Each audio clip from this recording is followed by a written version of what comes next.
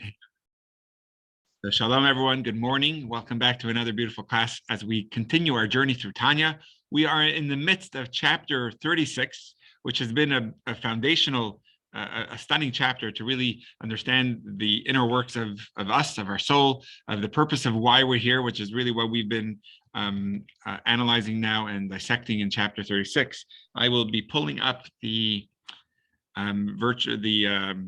Kindle edition of the Tanya. You may hear. Let me just, and let's see, Robin, inside the book, what page are we on? We're on 403, section 3, how to see God and still survive. Awesome. Yeah, and I really enjoyed the Hasidic insight, the Hasidic thought that we had at the bottom of 402. So I'll just start with that while it's loading up on the Kindle. It's like updating or something. So I'll just start with this Hasidic thought.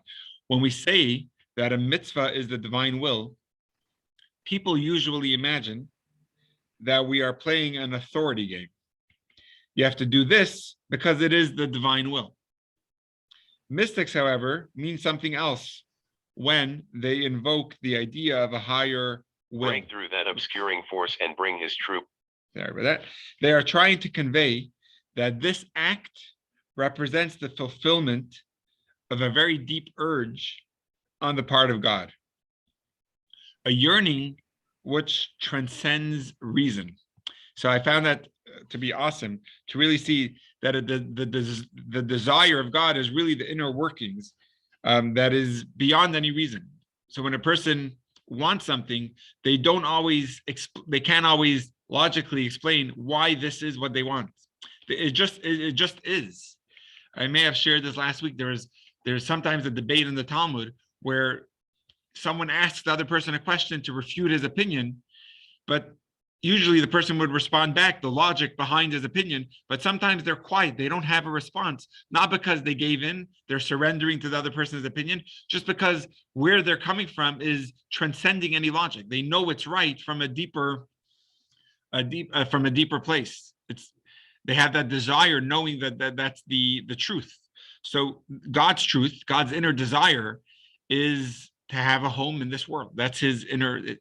How do we make this home? Is by doing his will. So by tapping into the desires of God, we're making his essence felt right here, which I find that to be a stunning, a beautiful idea. And what are the desires of God? God already shared with us his desires, which are the mitzvot and the Torah. Some we could understand and appreciate, but some we don't understand, but yet it's God's desire nonetheless. Just like in a relationship, we don't always understand why the other person desires this, but we do it because we love that person, and we connect deeper with that person, more intimate with that person when we fulfill their wills. So I'm just going to finish on 403. I will pull it up on the Kindle as well, but I'm just going to start from the paragraph right before the section 3, just because it's a nice summary. So let me just share that already. And here we are. So I'm just going to turn back one page. Let me just see where we are here. Middle. Okay, here we go. There's just the bottom paragraph in the middle of 403 or the bottom of the Kindle. When you do a mitzvah in this world, the truth shines. The lie of kalipa, which is the superficial, the outer layer, is eradicated. The truth can't shine fully in the upper world because they never completely eradicate the hiding of God. They always maintain the status quo of many filters. The fullness of God's majesty is always hidden up there. And while it's usually hidden down here and more so, we can break through the obscuring force and bring his true will to light if we choose to do so. So I find that to be a great segue into section 3. We ended last week's class with that. And here we go now on to section 3. How to see God and still survive. So it turns out that there can be a greater revelation of God in this world than in the upper worlds. Because unlike the upper worlds, we are able to reverse and eventually eliminate the diminishment of God's light. So just to remember that point that we said, that there's the concept of tzimtzum, which means that in order to get from one world to a lower world, up to the point of getting to a physical world the way we have it here, there had to be a tzimtzum, God's diminishment of light. So in that sense, there's actually less light here, or there's a concealment of God's light. But what we explained is that over here, Kalipa is able to be more dominant, but through our fulfillment of mitzvahs, we're actually able to reveal the truth. We're able to shine God's light here, and by doing that, eradicate the klipa and tap into God's inner essential light. The light that was hidden on high could be fully revealed in this world. So that's where we're saying now that it turns out that God's revelation is more here than in the upper worlds. But this will leave us with a question, and that takes us now back into the Tanya. I'm just going to share the screen. Here we go. But this leaves us with a question. If God's light had to be dimmed so that the upper worlds could withstand it, how would the lower worlds cope with an even greater revelation of God light and still continue to exist? Which is a great question. If the upper worlds couldn't handle it, and that's why there had to be a tzimtzum, how could our world handle it? And this is why the Blessed Holy One gave Israel the Torah, which is referred by the scripture as strength, or in Hebrew as oz, v'koach, and by the sages as power or koach, since it gives us the power to withstand God's unfiltered revelation. Torah is the unique vessel or technology that enables us to absorb this revelation and not be wiped out of existence. The Tanya now cites a Talmudic teaching to illustrate this idea of Torah giving us the power to withstand revelation. So we'll see the teaching in a moment, but just what we're saying is that on our own, we actually can't stand through the power of revelation that we're able to accomplish in this world, which means the upper world, there had to be a dimming of the light because God's revelation is too strong. It can't be handled in the upper worlds. So it had to be dimmed only to the extent where they can handle it. Just like if you have a hot vessel that can't take, if you take glass and you put hot in it and it's not meant to, it's a thin glass and it's not meant to take hot, what happens? It bursts. So the same is also if there's too much of godly light, too much of the content, the vessel, the world, the spiritual world wouldn't be able to handle it. So God gave the perfect prescription of light to be handled in that vessel. But now we're saying that in our world, which is the lowest, which means it has the less light, the less amount of light, we're saying that through fulfillment of God's desire and mitzvahs, we're able to bring the absolute light of God. But how can we handle it is the question. So we're saying Torah is a vessel that allows us, gives us the strength to be able to handle the deeper level of light. And actually, it's a beautiful thing to realize that the Torah was given to us, and the Torah does not exist in the upper worlds. Meaning, in the heavenly chambers, they actually study Torah, but the only Torah that they study is the Torah that we have here, that emanates from here, and then the upper worlds are able to study it. There's an amazing story in the Talmud. I don't think we're going to get to it here.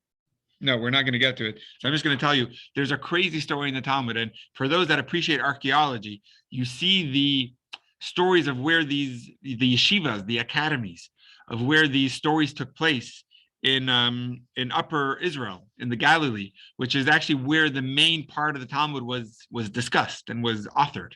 In the upper parts, next to Tzfat and Tiberias and Tzipori, all those areas, there's actually entire cities or villages, I guess, that they excavated. You're able to see how they lived, the homes. Amazing. So there's this one incredible debate between a showdown between some of the greatest sages talking about if a certain type of oven is susceptible to impurity. It's a complex issue. And laws of purity and impurity itself are the most complex issues in the Talmud. And they had a debate about a specific oven. And each one was trying to bring proof that they were saying that their way, that their opinion, their law is the law, that they have the right opinion. So one of the sages, he was so sure that his opinion was true that he says, if my opinion is true, let a big storm come and the trees with the big wind in the trees. And that's what happened. And they said, we don't listen to the winds. We can't bring proof from there. So he says, okay, if my way is true, let the walls of the academy start leaning over. And they started leaning over. It was so clear that his opinion was the right one. All of what he said was coming true. And they said, we can't bring proof from there. He said, let there be an echo from the heavens. And even that didn't work. And what they answered was, the Torah is not in the heavens. Lo bashamayim. You can't bring the angels into our discussion to bring what the rule is. Because the Torah comes from us, not from them. And actually, just a beautiful ending to the story. The wall started leaning, but to respect the other opinions of the other sages, the wall started going back. They didn't want to upset the other rabbis. So now, I don't know if they found this building yet, but that wall, it's like the leaning tower where it's on a lean because it wanted to compromise between both of the opinions of the sages in that academy, which is just a beautiful idea. And it seems like, Lynn, that you were familiar with that story. So I don't know if anyone else is, but it's just one of those famous stories. But the point that I'm trying to bring is a verse from the Tehillim, from David, where he says, Lo bashamayim, Torah is not in the heavens. Torah is from us. Torah is here. So therefore, we were given the special strength through the power of Torah to withstand the deep, high level of spiritual light that we're able to tap into in God. How? Through the Torah. Torah is the proper vessel that we enclothe ourselves through to be able to handle and experience and appreciate this beautiful level of light. Similar to that, when God gave the Torah to the Jews, the angels protested and says, keep the Torah in the heavens. Why are you giving it to man of flesh and blood? And the answer, God actually told Moses, you answer them. Prove to them why you deserve the Torah, why the Torah should be given to us. And Moses ended up going through the entire 10 Commandments and saying, look at the Torah, look at the 10 Commandments. It's all about what's important for us. Shabbat, do you have work that you have to rest on Shabbat? Parents, do you have parents that you have to honor? Theft, do not steal. Do you have an inclination to evil that is urging you to do this, that you have to hold yourself back, or jealousy? Torah is meant for us. So Torah is that protection that allows us, gives us the vessel, the strength to be able to hold on to the deep level of light that we could tap into. And Lynn, as I see you put in Deuteronomy, which verse in Deuteronomy? I see the chapter, but the verse that says that God is not, that Torah is not in the heavens. Oh, there you go. Yeah, you got it. You're right. Deuteronomy 30:10-20. I forgot to put the 30. You got it. So Lynn, that's amazing. You're very quick on that. So there's a verse in Tehillim, which I was referring to, that David says, Hashemayim, Shemayim Hashem. The heaven belongs to heaven. But earth, that's for us to take care of. That's the Torah for us. But the verse you're referring to is another beautiful verse. Thank you for bringing that up, Lynn. Is on the last day of Moshe's life, he actually says to the Jewish people, don't think that the Torah is some high, aloof thing that you have to climb ladders to get to the heavens. Don't think it's some faraway thing that you have to travel seas and oceans to be able to get it.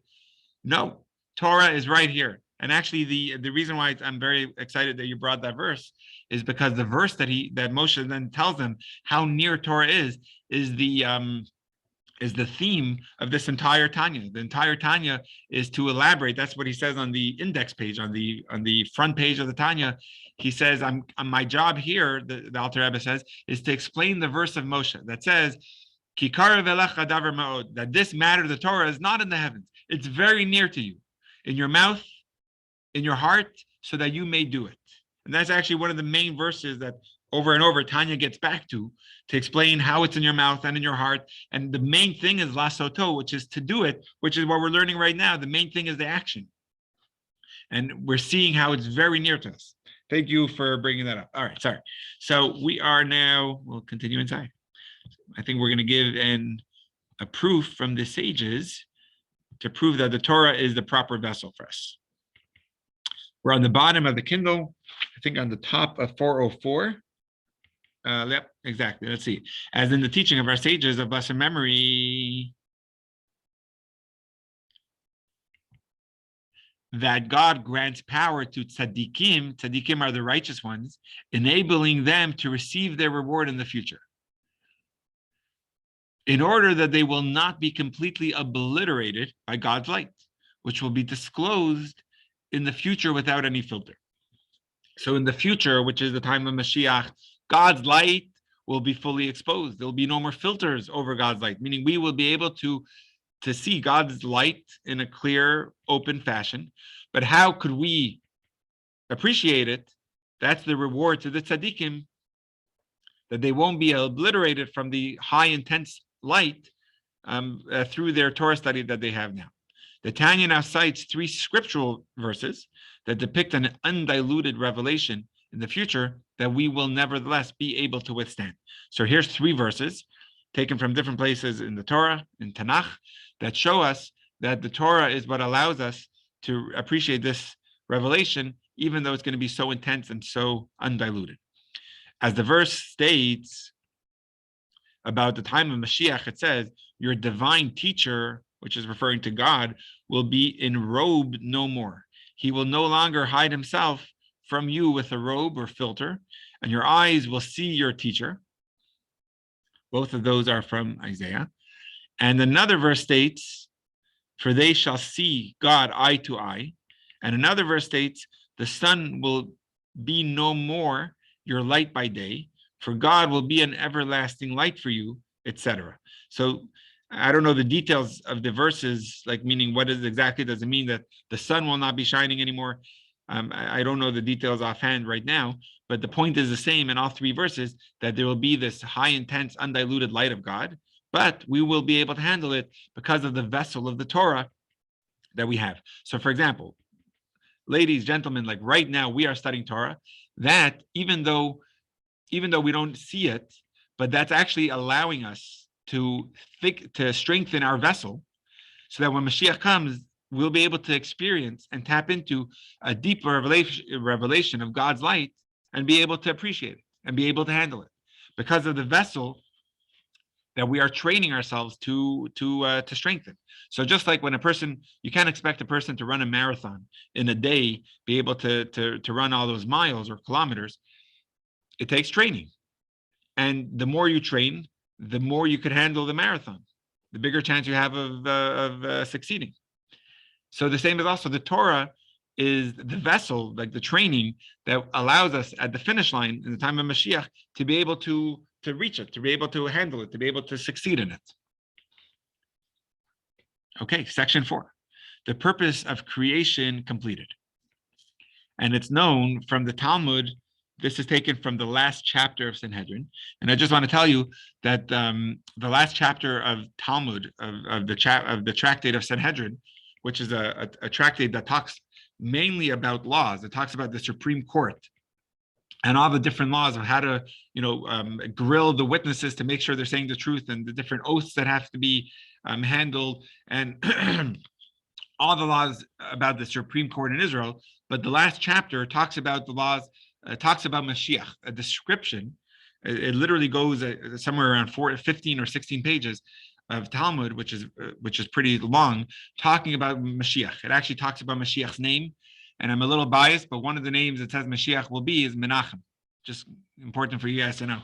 So if you want my autograph ahead of time, I'll give it to you after the class. But anyway, that's the last chapter of Sanhedrin. It talks about Mashiach a lot. Mashiach in English is Messiah, literally means the anointed one. It's talking about the time of Mashiach, which is an era of absolute glory of God, where there will be no more darkness in the world, no more death in the world. All that is true, but it's going to be a result of the truth. The truth is that God's light will shine in the world. And as a result of that, there'll be no more war. And as a result of that, there'll be no more hunger, because we will see God, we will see the truth, and we will have no more jealousy or anger, because God's light will be so shining, so strong. So we'll have our temple rebuilt as a result of the peace that will be in the world. So there's a lot of outcomes of Mashiach. There'll be no more illness. for example, but it's all, there'll be a universal peace, but it's all a result of the one main theme that Mashiach will bring that godly light to the deepest, strongest revelation, meaning it will be essence of God revealed. And by the way, that's all a result of us making a home for God, right? This entire chapter, we're talking about making a home for God. We know we have succeeded when the home is complete, meaning when God's essence is here from the result of all of our mitzvahs, and connecting with the intimate level of God, which is fulfilling his desires in the 613 methods of mitzvahs, opportunities, of beams of light, then we bring God's essence here. That's Mashiach. So when we all do that, Mashiach will be here. We'll have that godly light, essence of God, home right here. Okay, so section 4. And I just see some questions, so I'll just take them. So one that came as direct message. So Moshe was not allowed to see the face of God. Does this mean that when Mashiach comes, we will be able to see God, the face of God, or we just feel the presence of God? No, so we will actually see God. We will. It's an amazing thing. It says we will walk in the streets and be able to see the godliness. Just to explain one more point. There's going to be two eras in the two stages in the coming of Mashiach. The first one will be a very normal stage. All that will be is there will be a Jewish righteous religious leader, meaning not a political figure in the Knesset. They could have an Israel figure, and it could be this one or that one, or they can never make up their minds for 4 or 5 years, whatever it is. But that's not who we're talking about. He's not a political figure. Mashiach will be a person that will bring peace in the world, will be respected by the other nations, and the Jews will all unite. So that's the first era. But the Talmud and Maimonides says during that era of Mashiach, there will not be such a big difference, which means our loved ones will not come back from the dead yet. Only in the second stage of Mashiach, which is some years into it, after we attain a certain spiritual level, will there then be the classic level that we refer to of the godly light being so shining, so strong. So there's two eras of Mashiach. It's not a Mashiach class. I'm not going to get too deeply into it, but the answer is yes, we will see the presence of God. How is it that in Exodus, God told Moshe that he and no man could not see God and live? Exactly. So that's similar to what Shira just said, which is awesome. And just the background of that story, after the story of the sin of the golden calf, Moshe secured God's forgiveness. So when God forgave him, Moshe saw it's an opportunity to ask for more from God, to try to get closer. And he said, I want to see the face. I want to see your inner work. I want to see your inner side. And God says, you can't see my face and live. And the story has it, it's an amazing part of the story where he told Moshe what you should do is go in I think it's called the cleft, or go in the rocks, cleft of the rock, I think it's called. And when I come through, you will be able to see my back. And the Talmud says, what did he see? He saw the knot of God's tefillin. He saw the back. The tefillin is the box that goes in the front and has a strap that has a knot in the back, shaped like a dalid. That's what he saw, the back of God. And the Talmud actually goes on. It's just beautiful. The flow of the Talmudic discussion there. One of my favorite parts of that section of the Talmud is once we're talking about God's tefillin, the Talmud asks, so what does it actually say in God's tefillin? In our tefillin, it says Shema. Talks about God, about the oneness of God. But it doesn't make sense that in God's tefillin is going to talk about himself. So what does it say in God's tefillin? So the beautiful answer, and this was the theme of my Rosh Hashanah sermon this year. So I also recorded it when I shared it with Hilda, an elder lady in our community. So you can actually watch it on my, where's my sermon? It's on jewishnevada.com/sermons. We have a Rosh Hashanah sermon this year. But the theme was, what does it say in God's tefillin?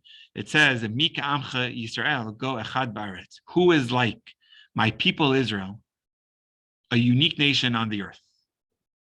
A unique nation in the world. So which is I'm getting, oh, bye, Maddie. I'm getting a little sidetracked here. Talking about tefillin. Oh, so that's what he saw. They saw the back of God's tefillin. But that's at the time of before the era of Mashiach. But it says when Mashiach comes, we'll be able to see eye to eye. We'll be able to see with our flesh and blood. We'll be able to see God's presence. So you're both right. That is what happened with Moses. But when Mashiach comes, we will be able to see. That's why there's such an urgency of Mashiach. Meaning, really, what Moshe was asking is, I want to see your inner works. I want to see why all these things happened in the world. Why? And God says you won't be able to understand it. When Mashiach comes, we'll be able to see it. We'll be able to see the big picture. We'll be able to see the inner workings. But right now, we're not privy to it. How can Moses see the tefillin of God if God has no physicality? Ooh, another very good question. So whether it means anthropomorphically or not, which is a fancy word, don't ask me to spell it, but whether it means, it talks about it in Torah, it talks about God's outstretched arm that took the Jews out of Egypt. And it talks in a way that we can relate to. Does it actually mean physically or not? Probably not. Meaning, does God actually wear tefillin? It also says, we mentioned this from King David, that God is enclosed in his talus. Does it mean a physical talus? Probably not. But to say that God is not physical is limiting God to non-physical. So, when you're dealing with godliness, you can't limit God to say he's not having tefillin. So it's probably a different discussion, but definitely a lot to talk about. That's unpacking a lot of things. Steve, do you have anything to add on that? Did I say that correctly? Would you add anything to that, Steve, about God's arm and anything? All right. Okay, so we are in section 4. Hi there. Yeah. I'm sorry, I have you unmuted. It's interesting that we understand as tefillin, we're created in the image of God.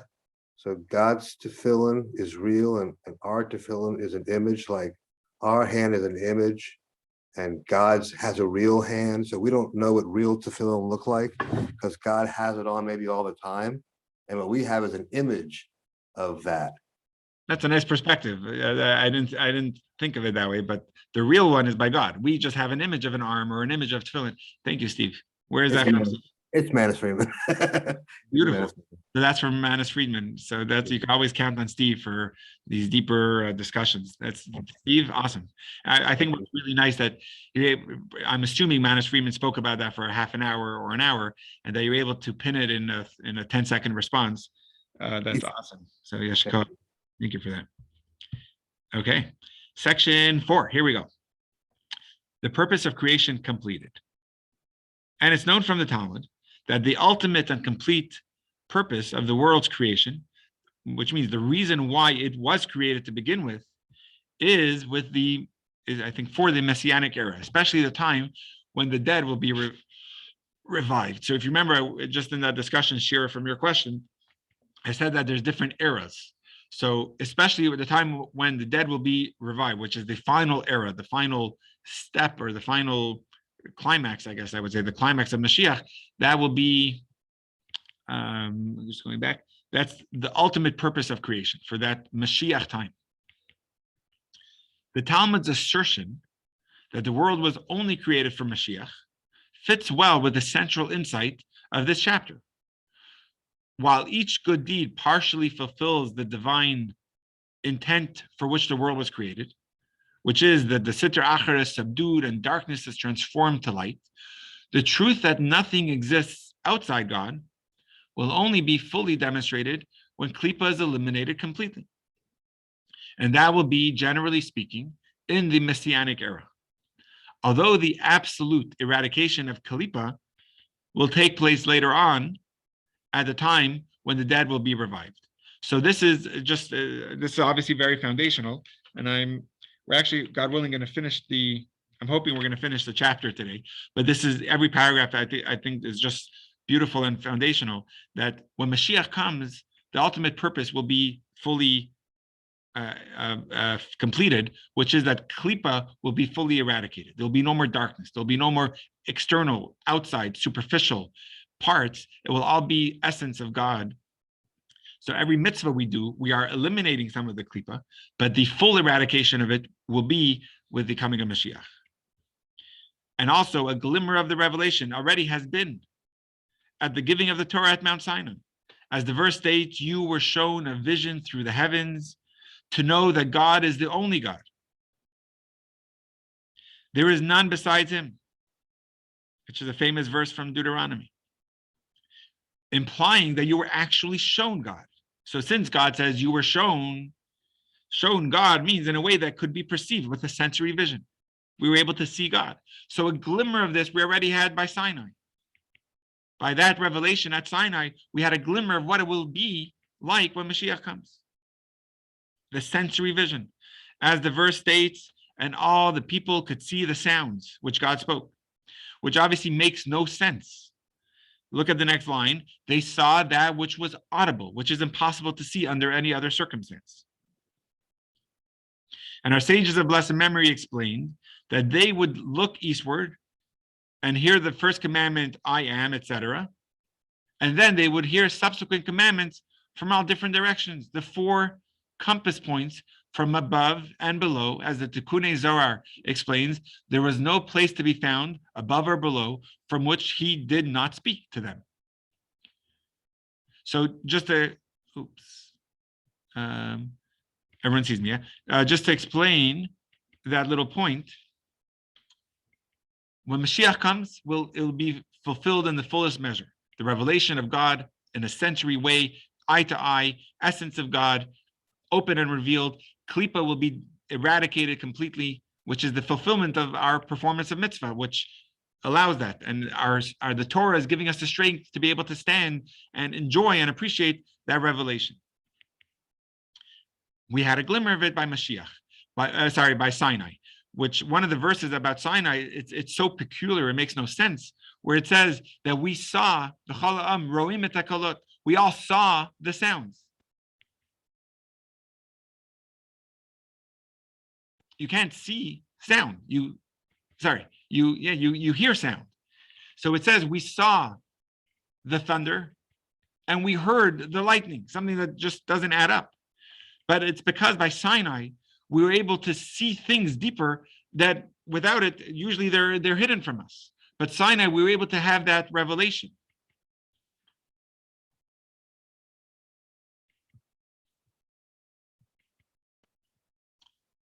And in all 4 corners, the sound reverberated from. Usually a sound comes from one direction, but it took over the entire world, meaning the entire world was filled, similar to the way it will be with Mashiach. This unique experience, this unique experiencing of divine revelation with the senses took place because God's will was disclosed in the 10 Commandments, which are the principles underlying the whole Torah. The Torah being the inner will of God, and his wisdom, inner will meaning that it is devoid of any hiding of God's face whatsoever. And we know that the Torah is a disclosure of God's face, as we say in the prayers, for with the light of your face, you gave us the Torah of life. In Hebrew, the words we say in the Amidah is Ki be'or panecha nasata lanu Hashem Torat Chaim. The or panecha is the light of your face. You gave us a Torah of life. So since the Torah, the essence of the Torah, through the 10 Commandments, was given to us at Sinai, and in that Torah is the wisdom of God, the inner will of God, with the mitzvahs, obviously. That's what the Torah is. So when God gave us the Torah, he gave it to us with his inner wisdom and with his inner will. So at that moment that he gave it to us, we were able to be privy to that divine revelation. With our senses, we were able to see it totally, because there was nothing hiding over God's face. So ultimately, that will be with the coming of Mashiach through our actions now. But on a glimmer of it, we were able to already see how that works by Sinai.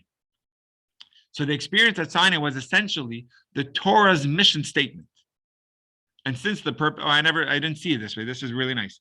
And since the purpose of the Torah is to eliminate the klipas so as to bring divine revelation to the slowest world, a taste of this was experienced at Sinai. So just to pause, that paragraph was stunning. We all need a mission statement.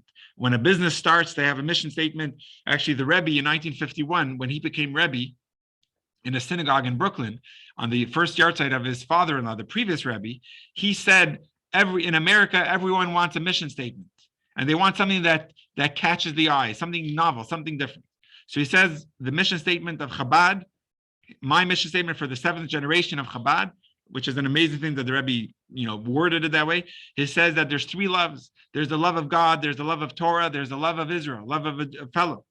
You can't have one without the other. So if a person says, I love God, that's my main love, you can't truly love God if you're not going to love a fellow. A person can say, I love the Torah.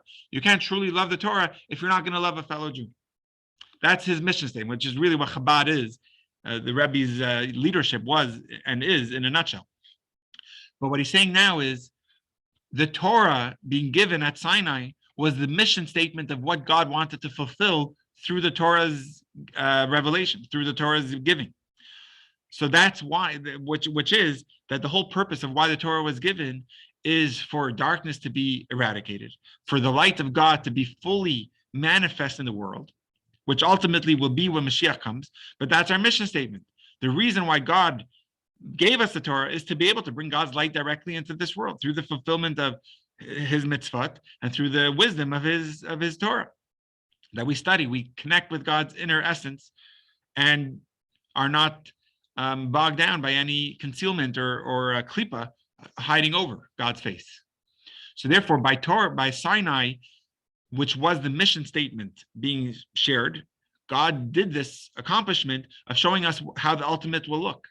The mission statement is that Torah, through the Torah, we should be able to bring God's light into the world. And we see that clearly at Sinai, and we'll see it even more. Temporarily, we saw it at Sinai, but it will be permanent and ultimate when Mashiach comes, that incredible accomplishment. So the people of Chorv were overwhelmed by Hashem's light and voice. Does this mean that when Mashiach comes, we'll be able to experience all of him without being overwhelmed? Exactly. Meaning when God gave us a Torah, our souls weren't able to stay in our body because Torah wasn't yet internalized in us for us to be able to use that as our strength, as a vessel to be able to handle it. But now over these years, Torah is being used as our a catalyst for us to be able to accomplish and stay and be strong and have the power and the might to allow the Torah's message and the light of God to be permeating inside of us. That is exactly the point. Okay, let's continue. So we're on the bottom of the Kindle page. And so it looks like in the book, there is a footnote that we are skipping over because I don't see it in the Kindle. Okay, so let's see. The important difference being, meaning the difference between the revelation at Sinai and the revelation of Mashiach, even though we had a glimmer of it at Sinai, but there's a difference between them, is that in the future era, the world will be ready for that revelation as a result of thousands of years of our eliminating klipa through mitzvah observance. But at Sinai, the world wasn't ready for such revelation, so it wasn't yet sustainable. So that's why at the giving of the Torah, the people's identity was voided by the divine revelation, which was too powerful for them to withstand. As our sages taught, at every divine utterance, their souls flew off, etc. So Shira, that's exactly answering your question. The difference is that by Sinai, we weren't able to handle it. And therefore it says by every commandment, it was too overwhelming of an experience, and our souls left our body. And actually, the Talmud continues there that the angels had to bring our souls back into our bodies. So we had literally an outer body experience every revelation, every commandment. Since the people couldn't handle the revelation, they expired. So divine intervention was required. Only God returned their souls to them using the dew with which he will in the future revive the dead. So I apologize. I told you it was from the angels, which is what the Talmud says. But over here, he brings another explanation that how did God revive us? There was a mini revival of the dead. So we know by every funeral, when we, God forbid, have to bury a loved one, we speak about how in the time to come in Mashiach, they will be brought back to us. It's a resurrection. It's the 13th and final principal tenet of our faith. So when our souls left our body between every utterance, every commandment of the 10 commandments, how did God revive us? He took the dew with which God will use to revive the dead by Mashiach. And that dew, in Hebrew, it's called tal. that dew is what revived our souls, brought it back into our bodies. So this is the dew of Torah. The property of Torah, which as stated above, is referred to by scripture as strength, because it empowers you to withstand intense revelation. As in the teaching of our sages of blessed memory, whoever immerses himself in Torah in this world, the dew of Torah will revive him in the future. So we have the dew, but the dew is the dew of Torah. So God already sprinkled it on us. God already gave it to us when we needed it at Sinai. But the main revelation of that will be when Mashiach comes, the revival of the dead. At that point, after the Jews have been revived by the dew of Torah, the world was already primed and ready for divine revelation. So really, ideally, back then, we were ready for that divine revelation. Only this idyllic state was not sustained, since afterwards the sin of the golden calf caused its suspension. Since as a result of the sin, the people of the world became more sensual and less capable of receiving divine light.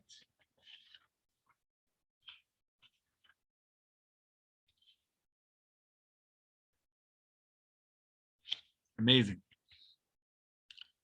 So now that the idyllic state at Sinai has been lost, we will have to refine ourselves through hard work. When we have completed that task, this physical world will once again be ready for divine revelation, enabling the purpose of creation to be fulfilled, which is a home for God below. So just to summarize this point, what we're saying is, just to bring us back to the point over here, the purpose is that God has a divine will. Why? It's hard to explain, because you can't bring logic to explain a to explain a desire. But what we do know is that if you really want to get to know someone, their true intimate selves, you do that by learning what they want. So what God wants, he shared with us, is the mitzvahs in the Torah. So by doing those mitzvahs, we are able to bring that divine light into the world that the upper worlds are not able to handle, because, like we said, there's this tzimtzum, which means there is a diminishment of light. And the more the light is diminished, the more it gives room or space for klipa to take over. So this world has more klipa, because there's less light. For things to get physical, for things to be mundane in our world, there had to be less light. So the klipa is dominant. But what we explained is that through our fulfillment of God's divine will, we are bringing not only just the light the way it is in the upper worlds, we're bringing a deeper light, a light that is not able to shine in the upper worlds because of the tzimtzum. But over here, even though there is a tzimtzum, we bring that divine light that's deeper than any higher light of the upper worlds. And that dispels and eradicates the klipa immediately. And after one mitzvah and another mitzvah, eventually we bring a home for God here, eliminating all the klipa. When we do that in the deepest measure, that's Mashiach, when there's no more klipa, there's no more darkness in the world. How can we handle such a divine revelation of God's essence? Torah. Torah gives us the strength. We had this on a minuscule scale by Sinai. We were able to have that revelation. With our sensory, we were able to see things that we usually can't see, like the thunder. And we're able to be revived with the dew that will revive us in the future time, bring our loved ones all back. But the difference is that by Sinai, it was only temporary. It didn't last because we weren't yet fully embodied for it. The Torah wasn't internalized inside of us, and it didn't stick. But then that's why klipa was able to come and we were able to sin. But now that's our job now, is to eradicate that klipa through the fulfillment of God's divine will, and bring it down fully. So through Torah, that becomes full. So now we'll finish the last few lines of the chapter, and we'll take questions. Until the time of the end of days, which is a quote from Daniel talking about Mashiach, for then the sensuality of the body and the world will have been spiritually refined, making it possible to receive the disclosure of God's light, which will shine to Israel. And this will be made possible through the Torah, which is referred to by Scripture as strength, since it gives us the power to withstand unfiltered revelation. In the final comment, the Tanya stresses that the revelation of the future will be enjoyed not only by the Jews, but by all nations. And from the abundant revelation to Israel, light will reach the darkness of the other nations too. The Tanya offers 5 citations to demonstrate this point. As the verse states, nations will come to your light. In Hebrew, that's a beautiful verse. We say it in the Haftorah, I forgot when, but we say that in Haftorah on Shabbos. The Rebbe would quote that often. And the verse states that the nations will say to Israel, come, house of Yaakov, let's walk in the light of God. Let's walk, meaning let's walk together. As the verse states, that the glory of God will be revealed and all flesh will see together that God is speaking. All flesh is not just referring to the Jewish people. All flesh is referring to something that could be appreciated by everyone. And as the verse states, they will go into the clefts of the rocks and into the tops of the ragged rocks for fear of God and for the glory of his majesty when he arises to shake mightily the earth. And as the verse, as we say in the prayers, shine forth in the majesty of your triumphant strength over all the inhabitants of your world, which is actually what we said in the high holiday prayers. So all these verses bring us to the point to realize that when Mashiach comes, the light will be so beautiful, so intense, and so appreciated because of the strength that Torah gives us now. Even the nations of the world will be able to be able to appreciate it. So I think this answers, for me at least, a very important question of, you would think that those who study Torah will have the strength to appreciate it when Mashiach comes. Those that didn't won't be able to handle it. But what he's saying is, no, by the studying of Torah, of me and you, we bring that strength into the world, so that even a person who's not Jewish will be able to appreciate it and stand and enjoy that light because of my Torah and your Torah that we're studying now. It brings that light into the world. It brings that strength into the world, which I think that is a beautiful point as well. We'll also finish just the last Hasidic thoughts that come at the end, but I will just also take some questions I see. So from Lynn, is this why the phrase revival of the dead is included in the Shemona Esrei? Is this why? I don't know if it's why, but definitely it's included in Shemona Esrei. Explain what you mean, Lynn, of this would be why we include it. I just find it interesting that in the Shemona Esrei, that's one thing that we will see in the future. So I was just thinking, is this the second phrase of the Messianic age? Nice. Sorry, I'm having my carpets cleaned. So yeah, sure, that's awesome. Mazel tov. Good. I'm happy to hear that. That's good. So I don't know. I think so. I mean, we definitely, when we're praising God, that's definitely a praise. And it's also interesting, we actually mentioned about the revival of the dead right on the section of the opening Amida blessing, where we talk about the dew, that we praise God for the dew also, which is actually just interesting that we quote those together, right? Which I like. Good. Just a question that is coming up. My Tanya is called Lessons in Tanya.